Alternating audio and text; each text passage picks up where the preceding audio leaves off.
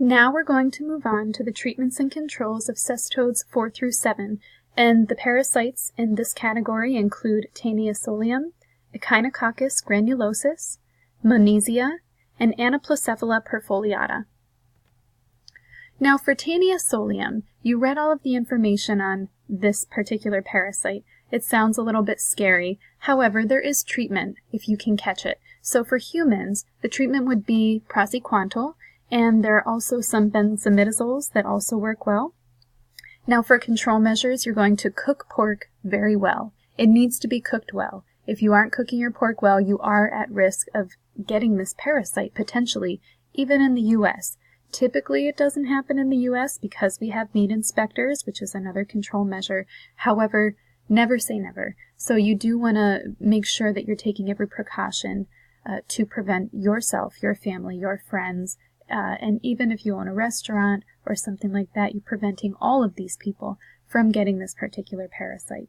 So you want to cook your pork to about 56 degrees Celsius, and you can freeze pork at -10 degrees Celsius for 10 days, and that will kill off all of those cysticerci larval stages.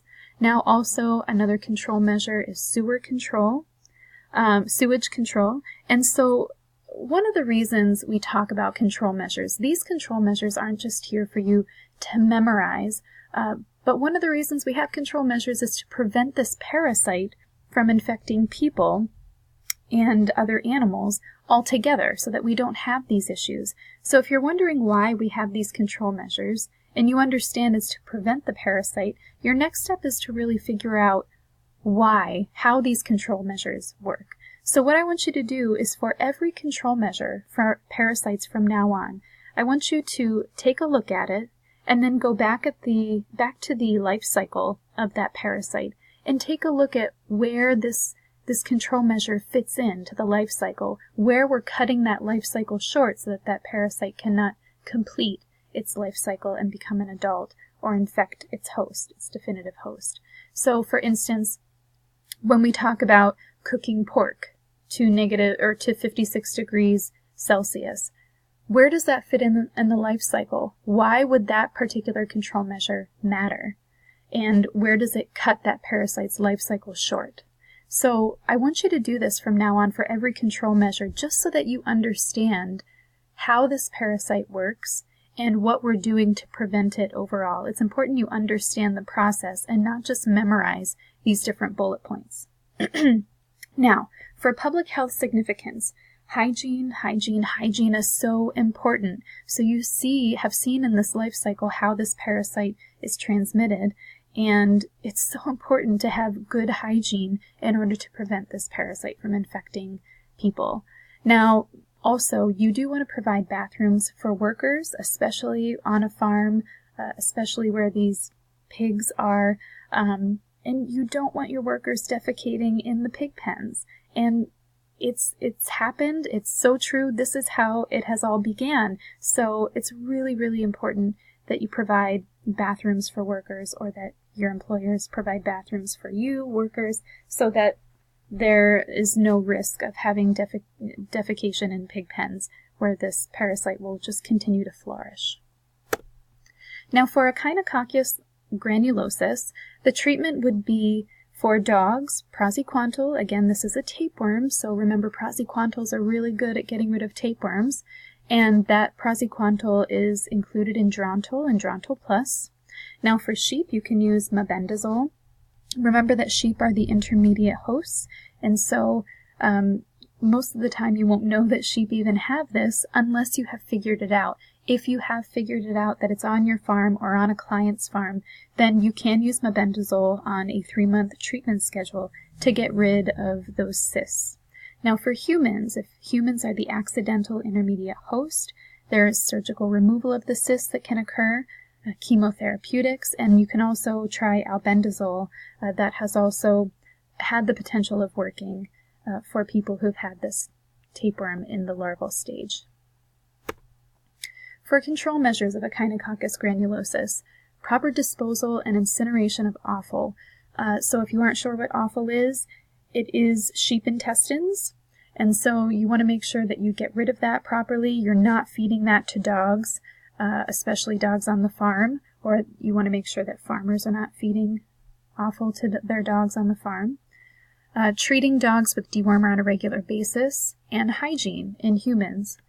Now, for public health significance, when it comes to Echinococcus granulosus, humans are infected with the hydatid cysts by ingesting things like contaminated vegetables and fruits, handling infected dogs. So remember that the dogs have the adult parasite inside of them, and so if they go out and defecate in a garden somewhere, and those eggs from that feces gets on your vegetables that you're growing in that garden, it can be as simple as that.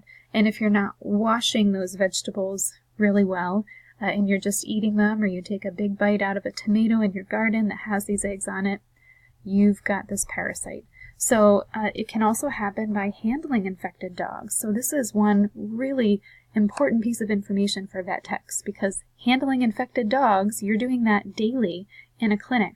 So you need to be really careful about washing your hands and making sure after you've touched a dog, you're not putting your hands up to your face, your mouth, anything like that.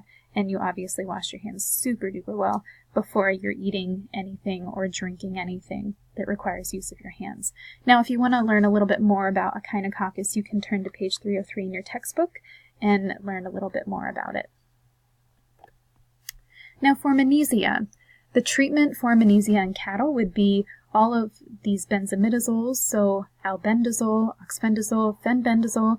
It is important to know that not all animals are approved to receive fenbendazole, so you do have to check on that, and the veterinarian may use it off-label anyway, and that's fine. That is up to the veterinarian to decide that. But also another thing, for all of these treatments, you want to check the label for withdrawal times. The same thing with sheep. This works for, albendazole works for sheep to get rid of Menesia, but again, you check the withdrawal times. And withdrawal times are basically the amount of time it takes for the dewormer drug to leave that animal's system. And this is really important, more so when it comes to butchering that animal. If you are butchering the animal and it still has the dewormer in its muscles and its system, then you're feeding that to consumers. And we don't want that, because we're finding that there is some resistance associated with that. So it's really important to check those withdrawal times, make sure that drug is completely out of the system before we're sending it to be butchered and feeding consumers. Now, control measures include rotating the pastures, removing manure daily, and then also checking fecal egg counts. I know that you can't see that on your screen, but it is important to check fecal egg counts as well, just to make sure that we're treating this animal if it needs to be treated, if those worm burdens are a little bit too high. Now, lastly, we're going to talk about Anoplocephala perfoliata. Again, this is a tapeworm, so we're looking at praziquantals, and the medications that have praziquantals in them would be Zimectorin Gold and Equimax, also Quest Plus. Now, in conjunction with the praziquantal, you'll find ivermectin and moxidectin. So these are also good for getting some nematode parasites, so you're kind of getting 2 for 1. And now also, benzimidazoles can be used for Anoplocephala. However, there has been some resistance reported, so you need to be real careful about that and check those fecal egg counts to make sure that it's working, or move on to another type of treatment if it's not working. Control measures, again, just like Menesia, rotating the pastures, removing manure daily, and again, checking those fecal egg counts. So now, go ahead and move on to the review.